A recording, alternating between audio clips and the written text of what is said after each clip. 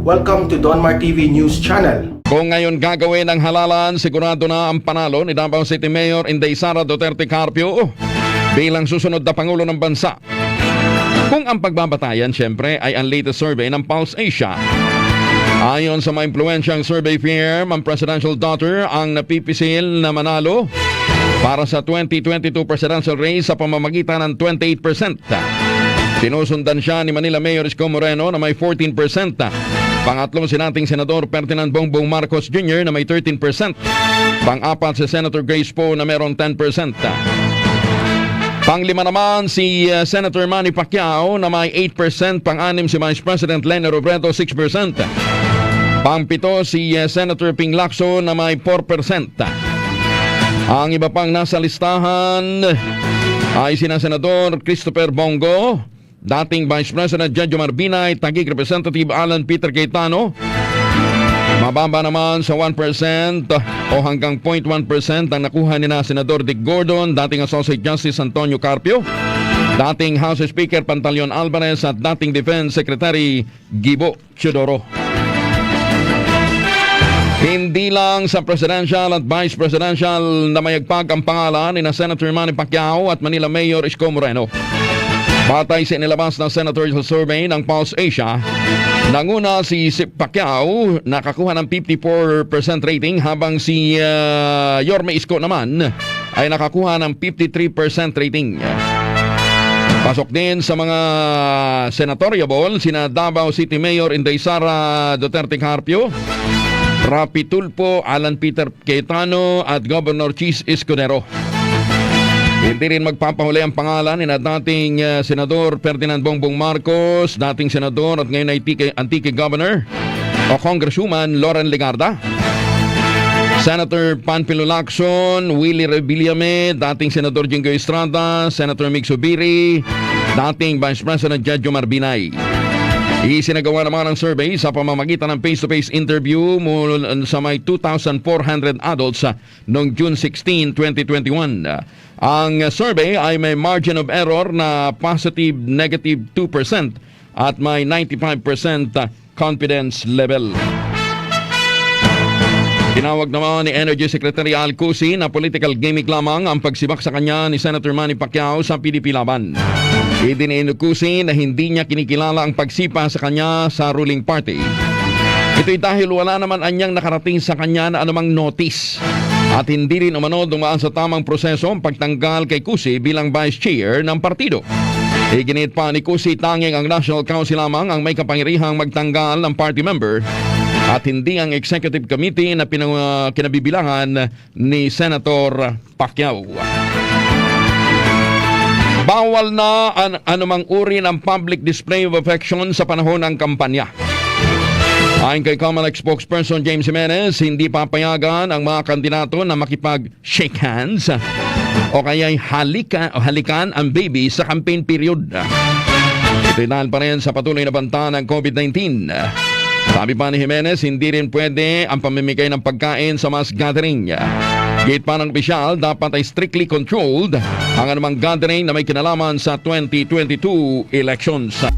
Meron mo ba ditong nagsabi na si Isko na lang ang iboboto ko pag hindi tumakbo si Sara Duterte tapos tatakbo si Pangulong Duterte as Vice President at Sigo?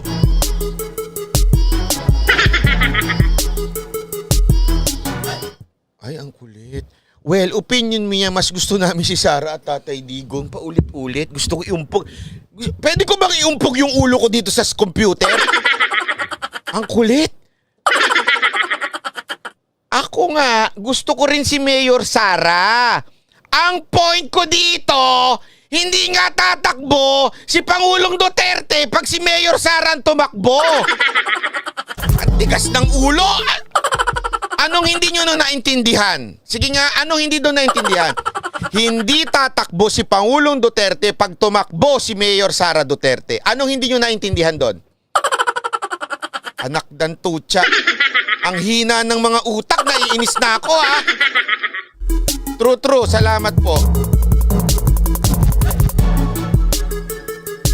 Ulitin ko nga, gusto nga si Mayor Sara, kaya la, kung tatakbo si Pangulong Duterte, hindi nga tatakbo yung tao. Kulit! Ako nga gusto ko nga kung tumakbo si Mayor Sara, ang gusto ko si Go ang Vice President. Okay ako doon. Ano ang point ko? Ang point ko, ang pinagpipilian, Mayor Sara Duterte and President Rodrigo Duterte dahil hindi sila pwede magsabay. So it's either one of them. Gets nyo? Either. Alam niyo ibig sabihin ng either? Either. I-google nyo. Either. Ibig sabihin, isa lang ang pwedeng tumakbo sa kanila. So kung either, ibig sabihin, sino yung boboto? Ako siyempre, mas gusto ko muna si Pangulong Duterte. Para 6 years siya, tas si Sara Duterte. Either nga eh. Wala na sinabing end. Either. Anak ng tutsa.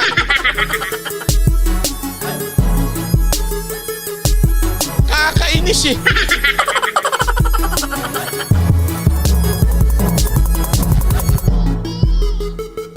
Either nga eh. Nang yan eh. Nang yan eh. Biro lang po, nag-joke lang po ako. Joke lang po yon, ha? Sabi ko nga sa inyo, alam nyo kung bakit ko gusto yon. Kasi nga, ako ang gusto ko, mahaba. Kasi it will take how many years para maibangon yung bansa nating tuloy-tuloy. Kaya ang gusto ko, mauna muna, habang sabi ko nga, ito sinabi ko talaga kay Pangulong Duterte. Ang sinabi ko kay Pangulong Duterte, Sir, if kaya pa niyo, sa health ninyo, kung kaya nyo pa at sa tingin ninyo meron pa kayong gustong tapusin, extend tayo ng 6 years. Extend tayo ng 6 years as Vice President kayo. Tapos, after that 6 years, tsaka another 6 years naman kay Mayor Sara Duterte. Yun ang sinabi ko. Para, ang vision natin, 12 years. 12 years, yung mga dilawan tae, lubog na yun. Diba?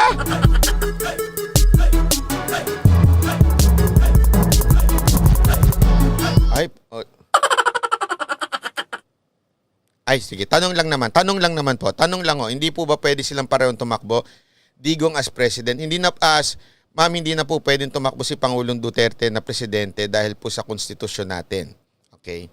At hindi naman po tatakbong Vice President si Mayor Sara Duterte. Ha? Okay?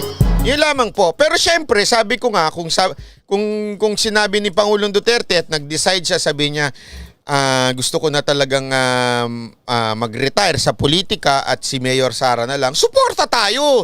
3,000% susuporta natin si Mayor Sara Duterte. Diba? Susuportahan natin yun. Kaya nga ang sinabi ko nga, Mr. President, just in case po na you decided not to run and allow your daughter to run, sana po ang maging tandem is Sara Go. Para Sara Duterte at si Senator Bongo, iisa. Gets ninyo? Isa lang yung hindi yung nag-aaway. Kasi baka sabihin nyo, bakit hindi na lang Sara ganito at saka Sara ganyan? Hindi yung natin ma-assure yan. Remember, when we are talking about Sara and Go is part of family of the Duterte. Kapamilya na yan.